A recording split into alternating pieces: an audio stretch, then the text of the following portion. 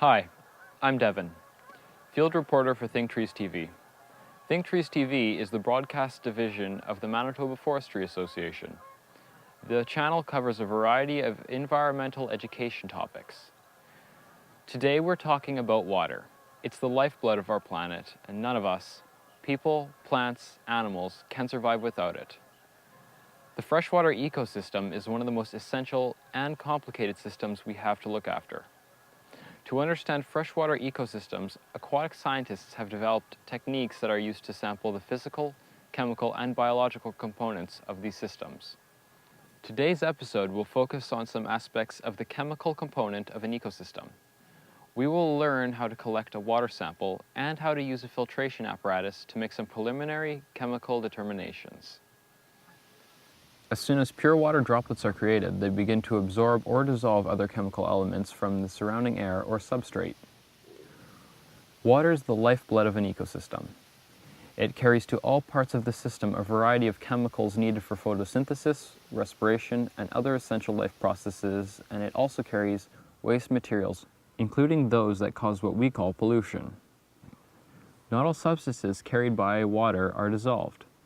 Some larger particles are less dense than water and will float. In situations where water is moving quickly enough, it can have sufficient energy to carry along more dense materials in suspension. To identify and quantify the chemical constituents carried in water, a water sample is taken and a number of chemical analyses are performed, usually in a laboratory. A Van Doren type sampler is one piece of equipment that can be used to collect water samples. Here's how a Van Doren sampler is used to collect a sample of water for chemical analysis. Hold the end stoppers of the Van Doren open by securing them to the cocked trigger mechanism.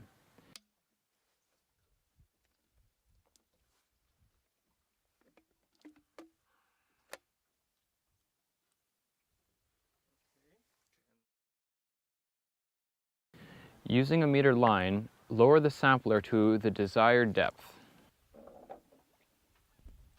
Drop the weight, called the messenger, down the meter line to release the open stoppers. Haul the sampler back up to the surface.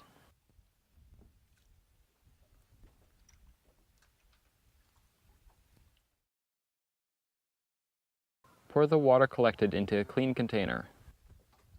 Record the date, time, location, and depth of the sample on the container. There are a number of different analyses that can be made with the water samples. These measures include pH, dissolved oxygen, conductivity, nutrients concentrations, metal concentrations, etc. Some of these substances, such as oxygen, will be dissolved in the water, and others, such as carbon, will be partially dissolved and partially suspended in the water. Most often, samples are delivered to the lab for analysis. However, it is possible using a filtration apparatus to make some preliminary chemical determinations on site. In order to separate the dissolved fraction from the particulate or suspended fraction, it is usual to use a very fine pore filter. Typically, this filter will have pores no larger than 1 micron, 1/millionth of a meter, or 1/1000th of a millimeter. Anything in the water that is more than 1 micron across will be trapped on the filter and be part of the particulate or suspended fraction. Everything smaller will go through the filter and be part of the dissolved fraction. A typical filtration apparatus consists of a vacuum flask connected to a vacuum pump. In the laboratory, the pump is usually electrically powered. In the field, a hand-operated pump is used. The funnel consists of a base, which drains to the flask and supports the filter, an upper section which receives and contains the sample during the filtering process, and a spring-loaded clamp to hold the filter tightly between the two sections and prevent the sample from leaking out during the filtration process. Now we'll demonstrate how to set up and use the filtration apparatus. The procedure is simple. Attach the tube leading from the hand pump onto the flask.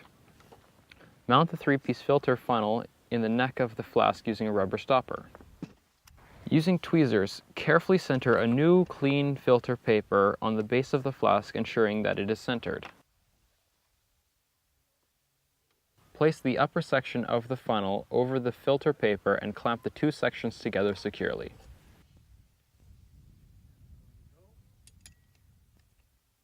Pour a measured amount of raw sample into the funnel.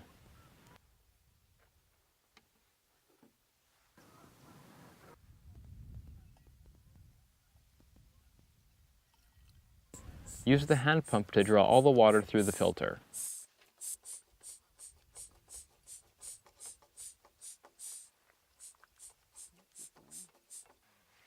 Remove the clamp.